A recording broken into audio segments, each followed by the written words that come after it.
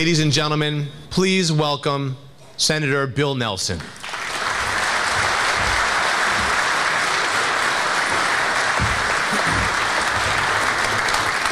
Ladies and gentlemen, thank you.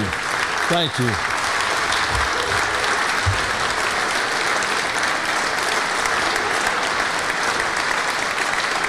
Thank you very much.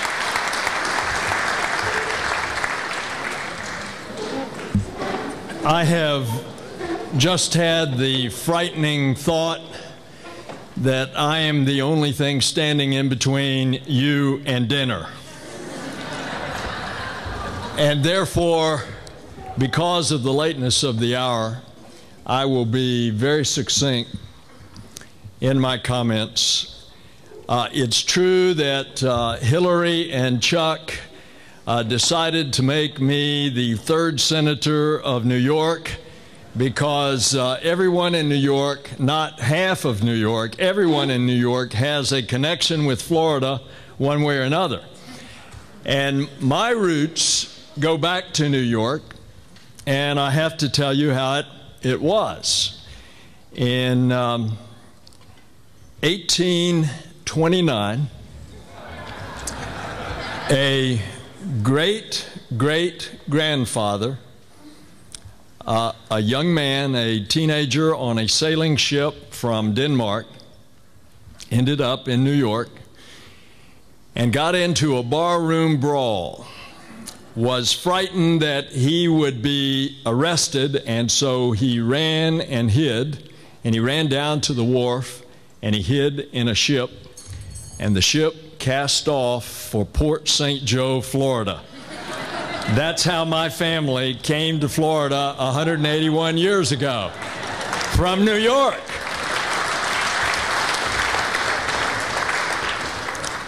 I am merely here as a reflection to honor the real deals, who are the other astronauts that you have honored tonight. And on behalf of all of us, we thank you for this recognition. Each one of them is an incredibly accomplished person. I could tell you stories every day about what wonderful, wonderful people these are. But one of the great privileges that I had in the little glimpse and participation with the NASA family was to enjoy the wit, the insight, the can-do attitude of these folks. And that's what the NASA family is. And since we are right here at the doorstep of Grumman, of which so many of the artifacts in this museum, and by the way, this is a national treasure right here, this museum.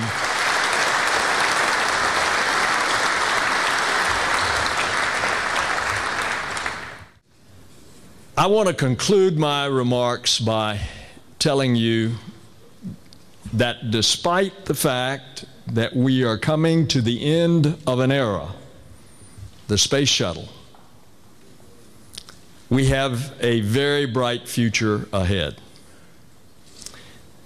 This is not to be unexpected, because when the Columbia crew perished high over Texas in the descent through the atmosphere, the investigation board said you should fly the space shuttle as long as you have to in order to utilize the capability of taking 45,000 pounds to orbit, use that capacity to build the space station and to equip it, and then move to a safer launch system where you have a chance of abort. The problem was that over the course of the last decade, NASA was starved of funds, and so the rocket that was to replace the space shuttle was not ready. And with a great deal of infighting, some infighting among the aerospace companies, a lack of direction here and there. It brought us to this particular year in which trying to bring some order out of the chaos of so many different suggestions after the Augustine Commission had set a course, we actually had a coming together in a consensus that, as you have watched the body politic, the lack of bipartisanship, the ideological rigidity, the lack of consensus building, out of that we had bipartisanship, we had consensus, and even to the point of passing the NASA bill in the Senate back in the summer with unanimous consent, and then coming into September and getting the House to pass the same Senate NASA bill on a suspension calendar that is reserved for legislation that you have to get a 2/3 vote. We got a 3/4 vote.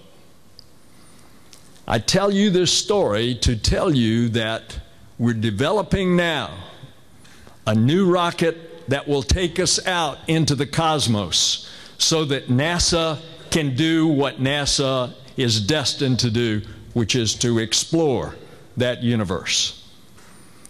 At the same time, we have contracts that are being let for commercial companies to be the deliverer of cargo to and from the space station, and now to develop the capability of delivering crew to and from. All the while continuing our cutting edge at research and development for new technologies, some of whom we don't even know what we need. The President set a goal. The goal is not the moon. We were there 40 years ago. The goal is Mars. But to get to Mars by a flexible path, perhaps back to the moon, perhaps to landing in the President's timetable of 2025 on an asteroid, perhaps other things, ultimately to go to Mars, maybe to Phobos, one of the moons of Mars first, maybe on a rocket ship developed by another one of our crewmates, Dr. Franklin Chang Diaz, who is developing a plasma rocket that would take us 400,000 miles per hour to Mars in 39 days, accelerating halfway and deaccelerating the remaining half. But these are technologies to develop. The ability for long duration, much more than Bill Shepard was up or cosmonauts have been up on the space station. To be able to stay on the surface of Mars before the return trip for a year. Why do we venture out? Because we are who we are. We are, by nature, explorers and adventurers. We have always had a frontier. In the development of this country westward, it was a westward frontier. If we had not had that pioneering spirit, Thomas Jefferson would have never been able to send Lewis and Clark off, and thus the birth of a huge, new, and very vastly rich country. And that spirit lives today of discovery, of inventiveness, of exploration. We never want to give that up.